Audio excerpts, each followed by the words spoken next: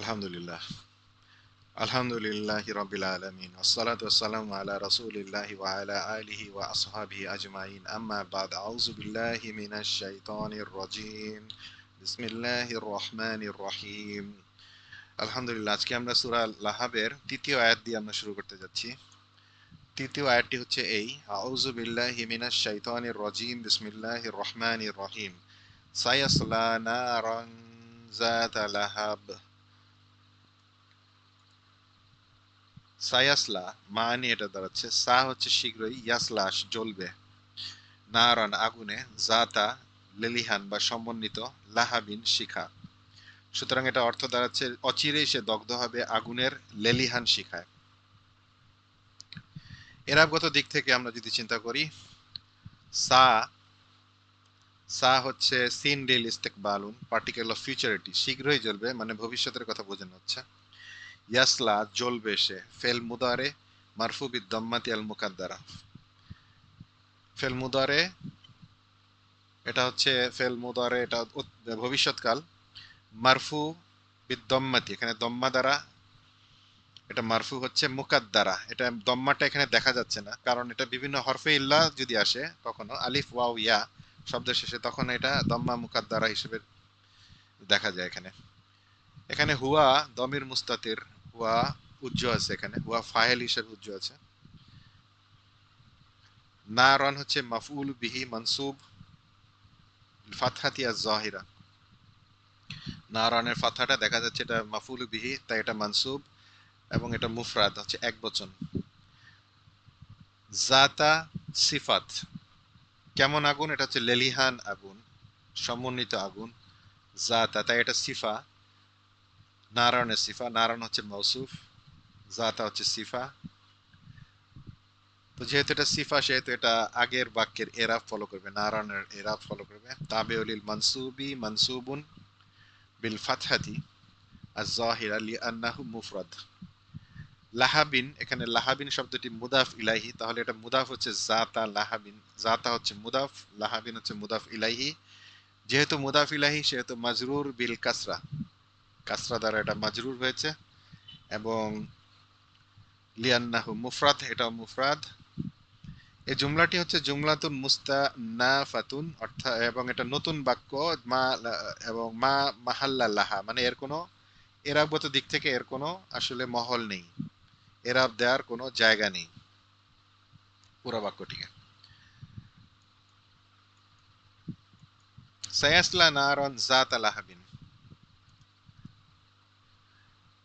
আয় সায়াদখুলু ইয়াউমাল কিয়ামাতি নারান যাতা লাহাবিন ওয়া ইয়াযুকু হাররাহা, অর্থাৎ শীঘ্রই সে প্রবেশ করবে, সায়াদখুলু কিয়ামত দিবসে, শিখাওয়ালা আগুনে, লাহাবিন নারান যাতা লাহাবিন, এবং সে আস্বাদন করবে, ইয়াযুকু তার তাপ, হাররাহা। সায়াসলা শব্দে আল্লাহ তাআলা এই কথায় সিন ব্যবহার করেছেন তাকিদ দেওয়ার জন্য। এ তাকিদ অর্থ প্রদান করে সে বাস্তবিক অর্থে এবং নিকটবর্তী অর্থে, অর্থাৎ অচিরেই সে প্রবেশ করবে আগুনের লেলিহান শিখায়। অর্থাৎ আল্লাহ পাক এখানে ভীতি প্রদর্শন করছেন যে নিশ্চয়ই সে প্রবেশ করবে শিখাওয়ালা আগুনে। তো এই আয়াতটিকে আমরা যদি বিশ্লেষণ করি, এটা তিনটি ভাগে ভাগ করা যায়: সায়াসলা নারন যাতা লাহাবিন। সো তিনটা শব্দ যদি আমরা বিশ্লেষণ করি তাহলে এটা দাঁড়াবে এরকম। সা, এখানে সা শব্দটা এখানে তাওকিদের জন্য ব্যবহার করা, যেটার অর্থ হচ্ছে বাস্তবতা এবং নিকটবর্তী সময়ের জন্য। নিশ্চয়ই সে শীঘ্রই সে প্রবেশ করবে, অচিরেই সে প্রবেশ করবে, কেননা দুনিয়ার প্রয়োজনীয় জিনিসগুলো এবং দুনিয়ায় অবস্থান করাটা আসলে খুবই সংক্ষিপ্ত সময়ের জন্য। এটা আমাদের কাছে যতই দীর্ঘ মনে হোক, নিশ্চয়ই আখিরাত খুবই সন্নিকটে। এখানে এখানে সিন দ্বারা এই শব্দটি বোঝানো হয়েছে। নারন হচ্ছে বৈশিষ্ট্যমণ্ডিত করা হচ্ছে আগুনকে, নারন, এখানে আগুনকে বৈশিষ্ট্যমণ্ডিত করা হচ্ছে কারণ মহান আল্লাহ তাআলা এই আগুনটার শিখাটাকে বর্ধিত করার বিষয়টি উল্লেখ করছেন। আর এখানে তার নাম এবং শাস্তির মধ্যে তার সম্পৃক্ততা বাড়িয়ে গেছেন। আসলে এখানে বোঝানো হচ্ছে যে দুনিয়ার সমস্ত আগুন তো জাহান্নামের আগুনের কাছে কিছুই না। হাদিসে এসেছে যে দুনিয়ার সমস্ত আগুন মিলেও জাহান্নামের আগুনের 70 ভাগের মাত্র 1 ভাগ। সুতরাং তার তীব্রতা কত ভয়াবহ এটা আমরা এই হাদিস থেকে অনুমান করতে পারি। যেমন আমরা যদি দেখি আমাদের একটা চুলার উপরে যদি আহ, কোনো তাওয়ার উপর আমরা যদি গরম তাওয়ার উপর হাত দেই তাহলে মনে হবে যে আমাদের হাত পুড়ে যাবে, বা কোনো মোমবাতির উপর যদি আমরা 5-10 সেকেন্ডও যদি হাত দিয়ে রাখি প্রচন্ড তাপ অনুভূত হবে আমাদের। সেখানে জাহান্নামের তীব্রতার আগুন কতটা ভয়াবহ হবে তা চিন্তা করা যায় না।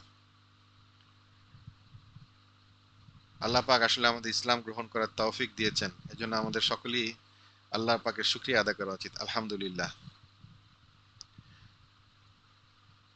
এখানে জাতা লাহাবিন এই শব্দ দুটো দ্বারা এখানে বোঝানো হচ্ছে যে সে পরিচিত ছিল আবুল হাব নামে। আগুনটার বৈশিষ্ট্যমণ্ডিত করা হয়েছে সেভাবেই। আগুনটা হচ্ছে শিখাওয়ালা আগুন।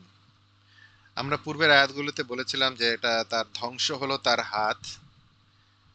এখানে আসলে তার হাত ধ্বংস হয়নি। আসলে মরে গেলে তো তার হাত পা যদি অক্ষুণ্ণ থাকে তাহলে কি কোনো লাভ আছে? লাভ নেই। মৃত ব্যক্তি হাত পা অক্ষুণ্ণ থাকলে কি লাভ? কোনো লাভ নেই। আল্লাহ পাক এখানে বলছেন তার হাতের অর্জন শেষ হয়ে গেছে এবং সে নিজেও শেষ হয়ে গেছে। এখন তার বেঁচে থেকে তার হাতও থেকে কি লাভ? কোনো লাভ নেই।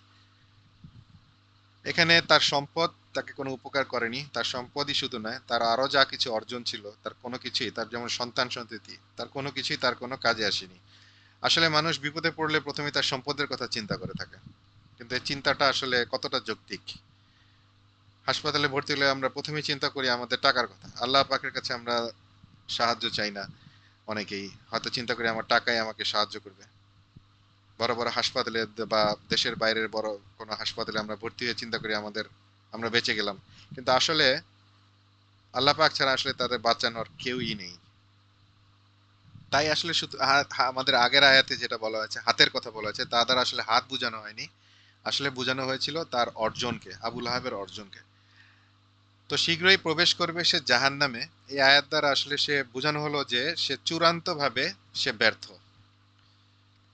অর্থাৎ কিয়ামতে এবং মৃত্যুর পর সে অবশ্যই এক লেলিহান অগ্নিতে প্রবেশ করবে, এবং তার নামের সাথে মিল রেখে অগ্নির বিশেষণ জাহাব জাত লাহাবিন এই কথা বলার মধ্যে একটা বিশেষ অলঙ্করণ রয়েছে। তো একটু চিন্তা করে দেখি আমরা যে রাসূলুল্লাহ সাল্লাল্লাহু আলাইহি ওয়াসাল্লাম নিজের আপন চাচার যদি এই অবস্থা হয় তাহলে আমাদের কি অবস্থা হতে পারে? ইয়া নাফসি, ইয়া নাফসি। কোরআনে পাক সূরা তারিক আয়াত নম্বর 13 আল্লাহ পাক ইরশাদ করেন, আউযু বিল্লাহি মিনাশ শাইতানির রাজিম, বিসমিল্লাহির রহমানির রহিম, ইন্নাহু লা কাউলুন ফাসল। নিশ্চয়ই এটা ফয়সালাকারী চূড়ান্ত বাণী, চূড়ান্ত কথা। তো এখানে এই আয়াতে একজন ব্যর্থ ব্যক্তির কথা আমাদেরকে বলা হচ্ছে। আমাদের রাসূলুল্লাহ সাল্লাল্লাহু আলাইহি ওয়াসাল্লামের আপন চাচার কথা বলা হচ্ছে। ওনার কথা বলে আল্লাহ পাক আমাদেরকে শিক্ষা দিচ্ছেন। একটু চিন্তা করি আমাদের বাস্তব জীবনের সাথে যে একজন সম্মানিত আমাদের সমাজে ধরেন আপনার খুবই ক্ষমতাশীল এবং সম্মানিত, যেমন ধরেন আমাদের ধরেন কোন দেশের রাষ্ট্রের প্রেসিডেন্ট বা প্রধানমন্ত্রীর ছেলে যদি কোনো অপরাধের জন্য শাস্তি হয়, সেক্ষেত্রে সাধারণ জনগণের অপরাধ হলে কেমন শাস্তি হতে পারে? তো আয়াতে এই ধরনের উদাহরণ দিয়েছে আবু লাহাবের এই শাস্তির কথা বলে আল্লাহ পাক আমাদেরকে আসলে একটা শিক্ষা দিচ্ছেন যে পাপ কাজ করলে অবশ্যই কেউই মাফ পাবে না। এই কোরআন পাকের এই আয়াত, কোরআন মাজিদের এই আয়াত থেকে বিষয়গুলো আমাদের নিজেদের জীবনে নিয়ে আসতে হবে। আসলে আমাদের কামাইগুলো আমাদের কি কাজে লাগাচ্ছে এটা নিয়ে আমাদের চিন্তা করতে হবে। সুতরাং এই আয়াতের মাধ্যমে দুনিয়া এবং আখিরাতের লাভের জন্য আল্লাহ পাক আমাদেরকে আবুল আহাবের পরিণতি থেকে আমাদেরকে শিক্ষা দিচ্ছেন। আলহামদুলিল্লাহ। আজকে আমাদের আয়াতের ব্যাখ্যা এই পর্যন্তই। আশা করি পরবর্তী আয়াতের তাফসির এবং ব্যাখ্যা দেখার জন্য আপনারা আমাদের চ্যানেলে চোখ রাখবেন, চ্যানেলটি সাবস্ক্রাইব করবেন এবং লাইক দিয়ে রাখবেন ইনশাআল্লাহ। সুবহানাকাল্লাহুম্মা ওয়া বিহামদিকা আশহাদু আল্লা ইলাহা ইল্লা আনতা আস্তাগফিরুকা ওয়া আতুবু ইলাইক। আসসালামু আলাইকুম ওয়া রাহমাতুল্লাহি ওয়া বারাকাতুহু।